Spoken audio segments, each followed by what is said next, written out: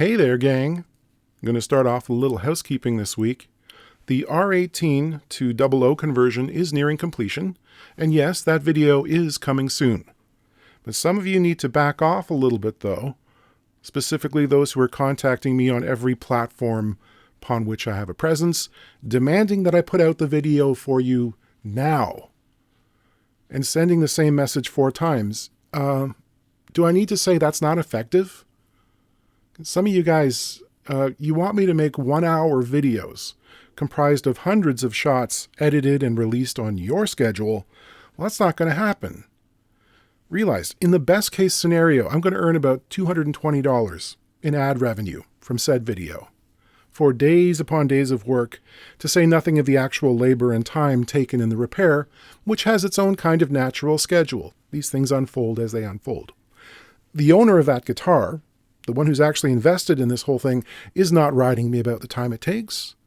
So you, lonely old souls, you need to find another outlet for these feelings of yours, because you're tempting me to get mean, and I really don't want to do that to you. Now, on with the show. Let's take a quick trip to Italy. We're going to talk echo guitars. I've heard it pronounced eco as well. I've even heard some people say EKO. That can't be right. It's an Italian make that took root in the 60s and was really the brand that made a serious breakthrough into the international market for Italy, which has had a domestic guitar making tradition that goes back hundreds of years, of course. Stradivari made guitars. They have their own stylistic elements and family trees of makers and such, but they were always kind of hidden from the broader market. They made good stuff, but not in huge quantities, and it stayed mostly in country. A fellow named Oliviero Pigini came along and decided that there was more to life than manufacturing accordions. It was the late 1950s, and a new world full of evocative sounds and sensations was opening up through the electrified guitar. He decided to jump on board, started producing a range of fretted instruments that, because of the current exchange rates, were very seductive to American importers, and other places as well. By the mid-60s, they were building a lot of instruments for Vox and other European brands. This happened at a time just before the Japanese entered the student guitar market. Unfortunately, that coincided with Oliviero's early demise in 1967. He was in his 40s. They kept going, but the market shifted to Asia completely, and they were sort of left holding the bag. They were producing kind of second-rate copies throughout the 70s, limped along into the 80s, and then, the bottom really fell out of the guitar market, and they were gone. There is a segment of the guitar-playing population who really love echo guitars. The electrics are really charming. They've got that distinctive Italian visual flair. The acoustics, however, are kind of work-a-day boxes which have never really become collectible. The sons of Italian immigrants who were given them for Christmas presents always feel a certain warm, fuzzy glow of nostalgia whenever they're brought up, but the general guitar-buying population at large doesn't hold them in high regard. Echo 12 strings like this, however, are a thing. Maybe because there are so very few 12 strings from the 60s that remain playable today, from any brand. So many of them have self-destructed over the years that it's kind of rare to find one in the wild. A lot of Gibson and Epiphone 12s, they just caved right in. Martin never really made very many, so there's not many to choose from. The Harmony and K ladder-braced examples, you probably don't want one. Fender made a few that sounded like cardboard. Guild made some, but I've never seen a playable example of a Guild 12-string from before about 1975. The Echoes were overbuilt to a degree that they survive, and thus they get to be appreciated. And I kid you not, folks, this thing feels about the weight of a 1970s Telecaster. It's heavy, heavy, heavy duty. Some interesting wood choices at play here. The fretboard and bridge are made from an African wood called wenge, which, if you'd only seen it spelled and had never heard someone say it, you might be tempted to pronounce it as wenge. It's not wenge, it's wenge. There's a distinctive striated light and dark pattern to this wood, more often seen in high-end furniture And oh, terrible splinters. If you're working with this stuff, it's just, ugh. It'll give you the worst paper cuts you've ever had. The soundboard on this guitar, I don't believe is spruce, and it's definitely not cedar. I think it's actually Douglas fir, which in America often gets used as a framing lumber. Europeans will sometimes call it Oregon pine, despite the fact that it's probably not from Oregon, and it's definitely not a pine. It's quite a dense, heavy timber. You know, tight, straight grain, can be used. It's almost twice as heavy as a similarly sized, say, Engelmann spruce soundboard. The back and sides are a heavy lamination of some mahogany-esque wood. It almost looks like Bubinga in some lights, but who knows? It's got a kind of beeswing effect in it. Little dappled figuring. Very attractive. Very orange, too. The neck is a three-piece lamination of African mahogany. And I mentioned Telecasters before, and this is essentially a Fender-style neck joint. On an acoustic guitar, 4 neck bolts, and a pocket that you can shim, so no need for traditional neck resets, which is kind of cool. Here's that Wenge bridge, showing that characteristic grain. Gibson-style adjustable saddle, non-intonated, and they're really making sure it's not coming off with a couple of quite prominent bolts. And there is a tailpiece in this model, which is quite nicely made, beautifully plated chrome. Have a look at this end block here. It is laminated up out of pieces of plywood. It is basically like a 4x4. It runs the entire length from the edge of the body to the sound hole, and that must weigh about 6 pounds. It's crazy. It's really huge. Inside, the bracing is big, but not outrageously so, because it's not necessary, as the top appears to be something like 4mm thick plywood with an interfacing of birch. You can see a seam separation from the laminating facility that runs the entire length of the board, and then there's also a bridge plate as well, which seems to be made from the same stuff. I don't think you'll find a thicker acoustic guitar. So this instrument narrowly escaped having its headstock smashed right off. This is quite a heavy-duty polyester or polyurethane finish on here, and there's rather interesting cracking, which partially disguises fracture that goes along here under the fretboard and down into the neck wood. And on the other side, I can flex and you can actually see the crack along the board here, which, you know, you don't want to leave that for too long. Could be bad news. There's a sort of lovely metal polished aluminum 0 fret here, which is actually too wide on one side. It's just marginally too wide for the neck as it is, so we might do something about that as well while we're at it. I think one of the main issues we're going to have to deal with here is, I believe this binding may actually be wider or deeper than the actual fretboard. In other words, I think it was inlaid slightly into the neck wood itself, which doesn't make introducing glue into the appropriate areas all that easy. So we might have to drill a tiny little hole and fill it up afterwards. This side is so tight, I think we can rely on thin super glue to do the job. Actually, removing the 0 fret might provide us with an access point for surreptitious ingress. Oh, this is also revealing that the very ends of the fretboard here are loose and not adhered very well at all, which might not come as a big surprise, but we should proceed with caution, obviously. Skinny little chisel, see if we can pry that up without... Yeah, it's affixed so firmly to the front edge of the fretboard that everything behind it is actually staying with the neck. Huh.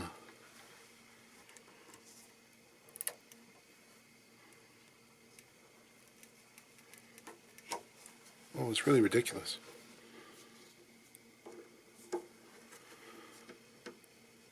Well, after some poking and prodding and tapping, etc., I've come to the conclusion that this thing is not coming out of there. Not without breaking a whole bunch of stuff, but I have recognized that by prying up on it, it will actually move the entire fretboard. So I should have just enough room to get a palette knife in from the end here to get some glue down the center. It is the least objectionable way, I think, to deal with this as it is. Let's start off by putting just a little drop of machine oil in the area of the truss rod nut and washer interface. I'll use a little piece of tape to protect the truss rod nut specifically, and then a bit more for the general area. Then I can use a palette knife to get alongside and force as much glue into that area as I can. I used several wraps of surgical tubing. Apparently you can cut an elephant in half if you use enough of the stuff. On the player's side here, the crack extends down in kind of a wavy fashion into the neck shaft.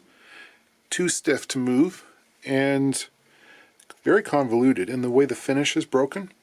So what I'm going to end up doing, I think, is applying several rounds of very thin super glue, getting that down into the crack as much as possible, letting it flow in, and then come back and apply some on the top of a thicker formula to repair the finish.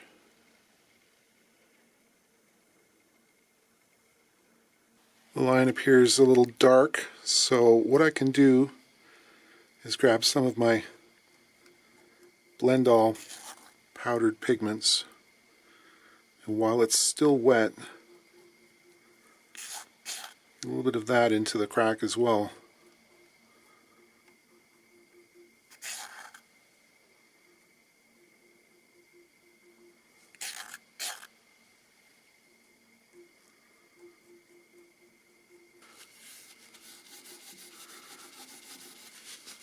I mentioned that the end of the nut was protruding past the surface of the binding, and it's actually quite sharp there, so I'll endeavor to file that smooth. I'll tape off around it and then get a little jeweler's file and attack that. Later on I'll sand it with progressively finer sanding papers and make it shiny. I've applied several layers of super glue over top of the crack so that it's now proud of the rest of the neck.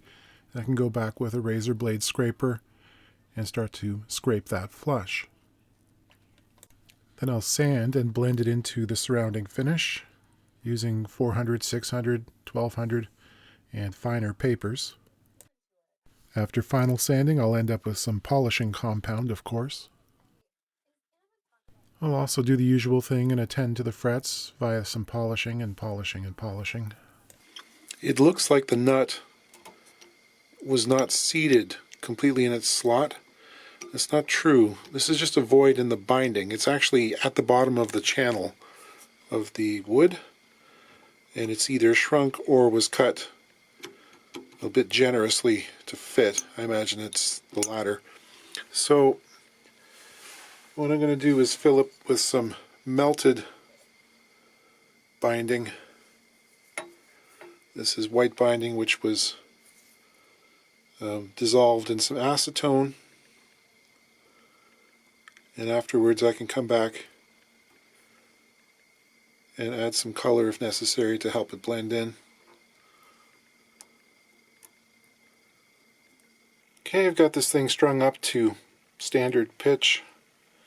To restring a 12-string should theoretically take twice as long as a regular guitar, right? But it usually feels like 12 to 15 times longer for whatever reason.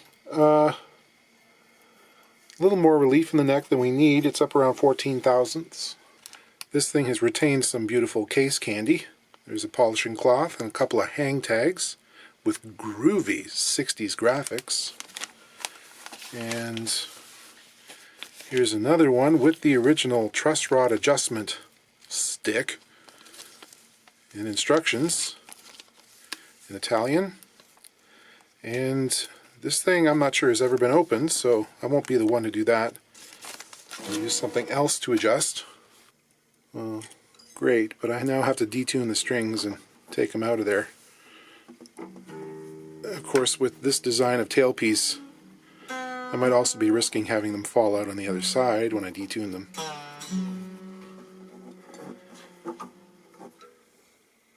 This is rather bulbous truss rod cover.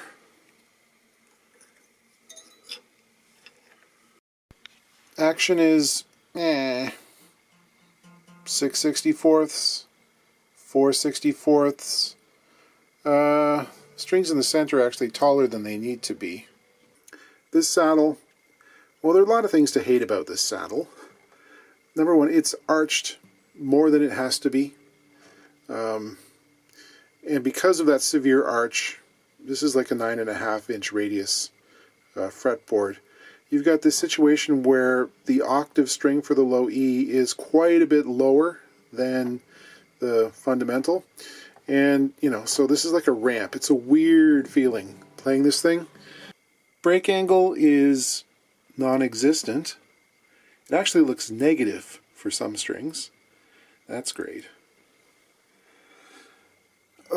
Which means I gotta take all these strings off and remove the neck from its pocket and make a shim. Multiple capos are your friend if you're setting up 12 strings on a regular basis. This really is just like a Fender style neck attachment. Just a whole lot of edge-grained plywood. I'm sanding some angle into this piece of maple veneer. And I'll drill the holes for the screws, going backwards with a brad point bit. With the shim in place, the action is now too low, which was what we wanted, so I can raise the saddle. Strings are not at full pitch here. With the strings at pitch, the action is now too tall, of course. So I'll bring that down again. I'm going to file the contact point for the B strings back a little bit because there's a sort of muted sound. They're not nearly as bright as the E's. And I think that's because there's a bit too much contact being made on too flat a surface here. So we'll gain a little bit of intonation correction.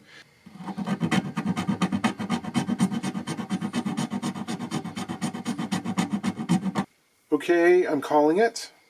I've had enough. Echo. Is it the ultimate expression of the 12-string maker's art? I would venture to say no. But for an inexpensive catalog guitar aimed at the 1960s college folky market, would it do the job? Yeah, it has 12 strings. But I'm being overly critical. It's a big guitar, but it's quiet. The top end seems to be a bit lacking, which is weird in an instrument that's double-strung with octaves. But it's plywood, and it's thick, and it's heavily braced. It's got that 9-inch radius fingerboard, which poses some issues on a 12-string. Let's go back a bit. When I was a kid, I was probably 19, I think, I traded for a 12-string because I really wanted one and didn't have one. I got an early Godin product. It was a Norman 12-string. And I spent an awful long time tinkering with it to try and get it to play in tune, setting it up with, I think I eventually had 3 different saddles. I rerouted the saddle slot and I made it 3/16 of an inch wide so I could perfectly dial in the compensation for each string. And then I discovered that the individual string height played a real part in how these things feel and to kind of get the sound you want out of them. To my mind, you can make a Gibson 12-inch radius work, but it's much better with 16. This is a 9. 12 strings should have fairly flat necks because then you can dial in individual strings in each pair so that their tops are about even with each other. And when you push them down, there isn't a huge discrepancy. Like with the tighter radius here, you're pushing down those skinny octave bass strings farther to hit the fret because, you know, it's farther on down the hill. And because of that, they often end up sounding kind of fuzzy because it's hard to get the right pressure on them to really make good solid contact. With a flatter radius, that's not such an issue. It's the same on the nut side. You know, this has a 0 fret, but ordinarily I'll vary the slot depth between the two strings in each pair as I'm filing the nut. So they end up feeling softer under the fingers, and they don't need, as much space to vibrate. It's more comfortable to chord in first position, which is where these things get played.